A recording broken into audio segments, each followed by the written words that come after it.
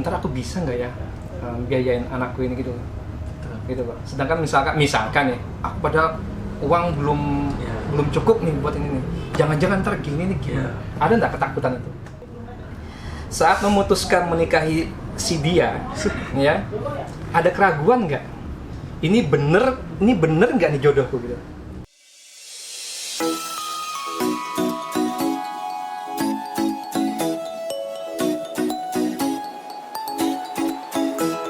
Halo guys, jumpa lagi dengan saya Firman Ahmad. Assalamualaikum warahmatullahi wabarakatuh. Ya. Waalaikumsalam warahmatullahi wabarakatuh. Ya, jadi kita kembali lagi di video ngobras ya.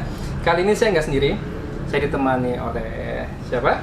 Gary sudah pernah beberapa kali ikut ya di video saya. Nah, kalau mau lihat videonya bisa lihat di link di atas ya. Kita punya member baru, siapa? Nama saya Sabran. Oke. Nih, hanya pemeran tambahan aja. Saya juga bingung nih. Tapi bayarannya mahal ini, bayarannya mahal ini. Alhamdulillah. Pakai pulsa. Telkomsel. Yang promosi nggak boleh ya. Sini banyak. Di sini ada M3 juga yang pakai ada. Saya tinggal minta nota ya, tinggal ditagih kan ke kantor. Oke guys, jadi kali ini kita mau ngobrolin seputar pernikahan, ya, menjadi seorang suami dan menjadi seorang ayah, ya.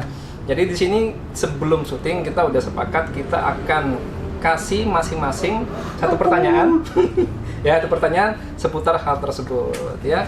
Ini siapa yang mau duluan nih? Katanya Mas Firman duluan. Oke, saya duluan ya. Oke. Siapa yang mau ditanya duluan? Biasanya sebelum mulai itu kenapa ingin membahas ini dulu dong? Ceritain dong. Tiba-tiba ingin membahas ini. Oke. Jadi belakangan ini kan kita sering lihat tuh di sosmed ya, yaitu banyak orang bahas tentang ketakutan menikah. Banyak anak-anak muda gitu ya, itu takut menikah. Alasannya macam-macam. Pokoknya intinya takut menikah.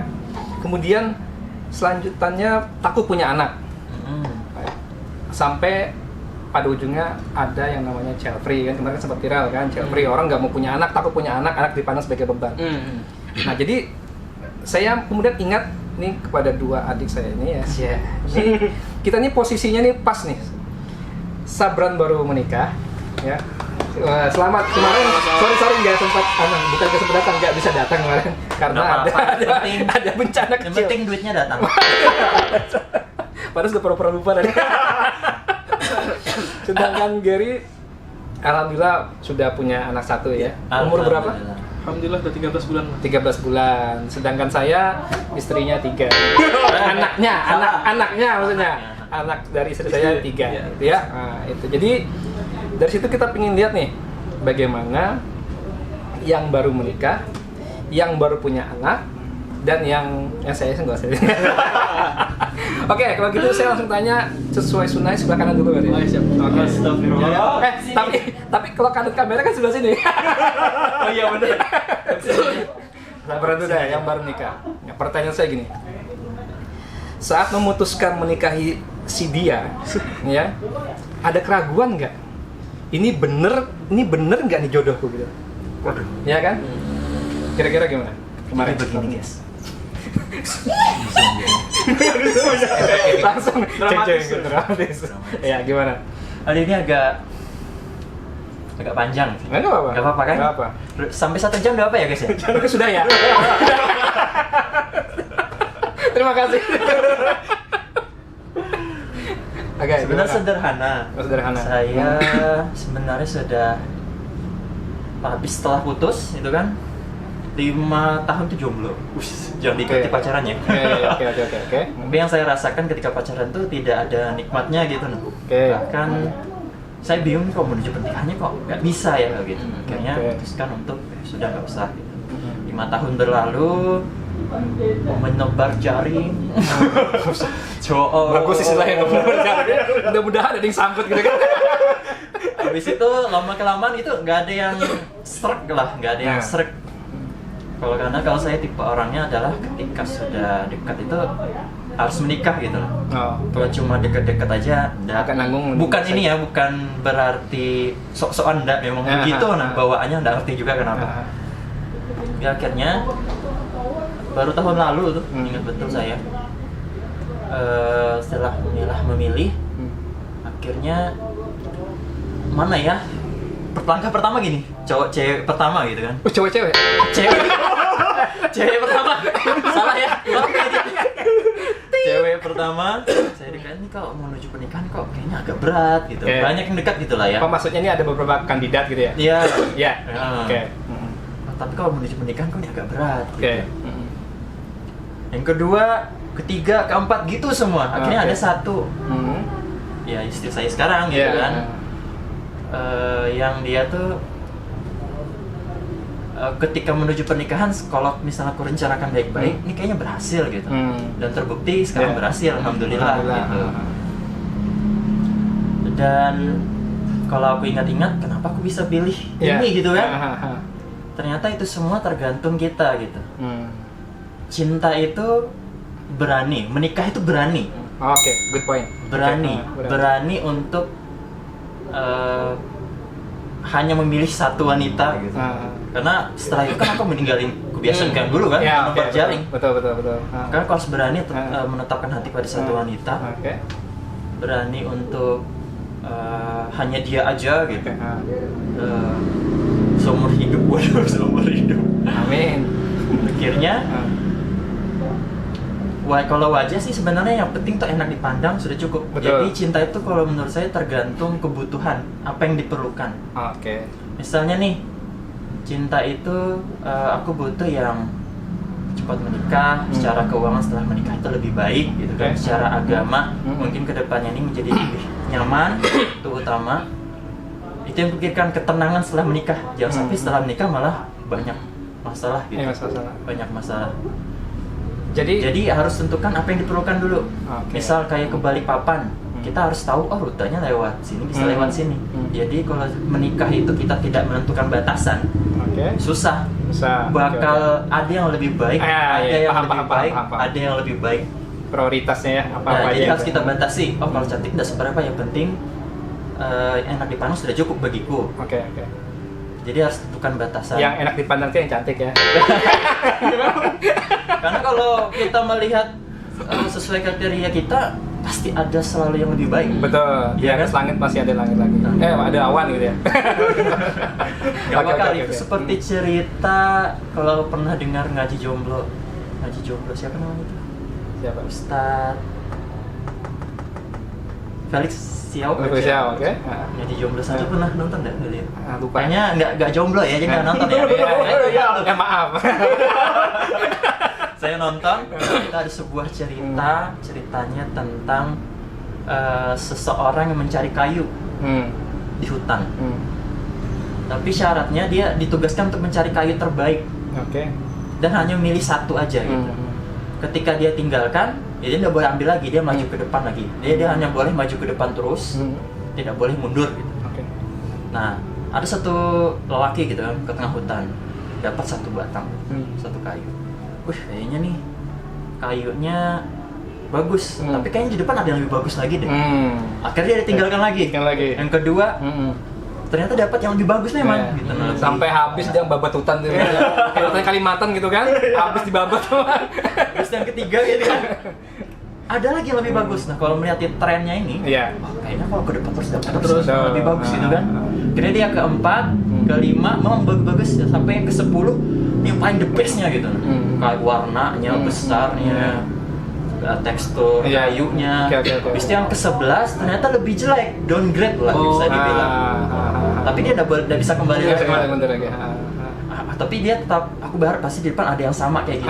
Dia ke depan terus nggak dapat. Habis sampai di ujung hutan nggak dapat juga gitu. Akhirnya yang lebih baik nomor 10 itu. Nah, di sini pelajarannya adalah memang kalau kita ini adalah orang-orang yang tetap mengharapkan terus di masa depan gitu. Masa depan yang ke depan yang belum tahu gitu Iya, kan. mengharapkan kesempurnaan ya. Dia mengharapkan kesempurnaan, terus dia dihimpit oleh penyesalan di masa lalu. Ya, betul. Orang yang gitu. Betul. Iya kan? Sip. Penyesalan di masa Good lalu. point. Wah. Oke, gimana sih tetap menjaga harapan tetap ada tanpa dibayangi penyesalan gitu? Iya. Maka kita harus tahu apa istri yang kita cari gitu loh. Iya, Batang, iya. ibaratnya batang kita cari seperti apa. Iya, yang kita butuhkan seperti apa. Gitu kan. misalnya butuhkan yang bisa nyaman berdakwah bisa Ya, ada yang kayak gitu kan ya, orangnya. betul kriterianya. Kriteria lah ada Atau yang ibu rumah tangga misalnya. enggak cukup kalau Ah. misalnya cantik itu ya sudah Iya. berarti enak kulihat sudah Iya. gitu kan. Kalau ini contohnya ketika batang ketiga, ternyata ini sudah memenuhi keperluanku. Oh ini segini sudah Sudah. cukup Betul, gitu. oke. Karena dia tahu apa yang diperlukan. Jadi kalau menurut saya istri itu adalah apa yang kita perlukan dulu, Iya. sehingga kita tahu batasannya. Oke. Kalau nggak ada batasan nih di Iya, skripsi, iya. kan ada tujuan, nggak ada batasan. Nggak ada batasan tuh pembahasannya Iya. panjang lebar, Iya. nggak bakal selesai. Iya. Nah itu sih, makanya saya kemarin tanpa sadar sebelum melihat channel itu, saya melakukan itu gitu. Jadi saya itu tentukan batasan, Insting apa yang saya harus cari jalan. dapat. Hmm. Nah itu, Oke. itu Jadi, sederhananya. Berarti sebenarnya kalau kayak Sabran dia nggak menemukan ketakutan mungkin ya, karena dia sudah punya metodologi lah. Iya. Aku batasnya gini, ya kan? Ketakutan ada. Ada. Waktu umur ya itu genting-genting. Oke, waktunya maksudnya ketakutan saat kita sudah nentuin nih. Iya. Oke, si A ini akan pujikan istri. Tapi bisa jadi kan kita mikir, Aduh, jangan-jangan nanti Iya. nggak sesuai harapan gue gitu loh. Ada nggak ketakutan seperti itu? Nggak ada, waktu itu sudah fix tuh kayaknya sudah. Waktu yang itu Yang pasti yang ada. jadi istri, pasti ada, Yang kan? jadi istri ini pasti semakin mendekati nih Ya. mendekati pernikahan itu kan datang aja tuh cewek-cewek lain lagi. Justru malah takut tergoda. Betul tergoda ya. Tapi tetap ya tujuanku adalah menikah. Cari yang paling mudah menikahi dia gitu. Oh, gitu. Yang Oke, lain oke. datang itu Oke. susah juga nih, ada orang Balikpapan, susah ini. Kalau ajak keluarga ke sana gitu kan. Cabang namanya betul. Ya aku jauh Iya. betul ini biayanya. Tapi Iya. susah ini atau kan menuju akhirnya nggak aku lanjutin lah, nggak serius. Oke. Sip, udah. Oke, satu pertanyaan. Sekarang saya tanya Gary. Belum aja lagi. Belum. Nah, buat Gary nih. Kemarin kan alhamdulillah kan Allah karuniakan seorang anak ya. Laki-laki perempuan? Laki-laki. Laki-laki alhamdulillah. Nah, jadi sebelum punya anak itu ada ketakutan nggak? Misal ketakutannya gini, ntar aku bisa nggak ya biayain anakku ini gitu loh. Sedangkan misalkan ya, aku pada uang belum cukup nih buat ini nih. Jangan-jangan ntar gini nih gimana? Ada nggak ketakutan itu? Karena qadarullah saya udah belajar renang. Dasar lo jadinya. Pertanyaanku juga nih. Karena jujur lah, karena saya sudah yakin kepada Allah. Rezeki sudah diatur dan saya sejauh ini saya jalankan itu aman aja insya Allah. Jadi saya jawabkan istri, gimana kalau ke depan? Allah jamin insya Allah gitu aja sudah cukup. Terus saya gitu. Halas. Betul dulu ya. Aku boleh nambahkan nggak? Nanya Mas Irman karena berkaitan dengan ini juga nih. Ntar nih pertanyaan berarti halasnya sudah. Berarti masih nggak ada ketakutan. Nggak ada ketakutan ya. Walaupun kemarin Masih ada ya? Ini saya spill ya.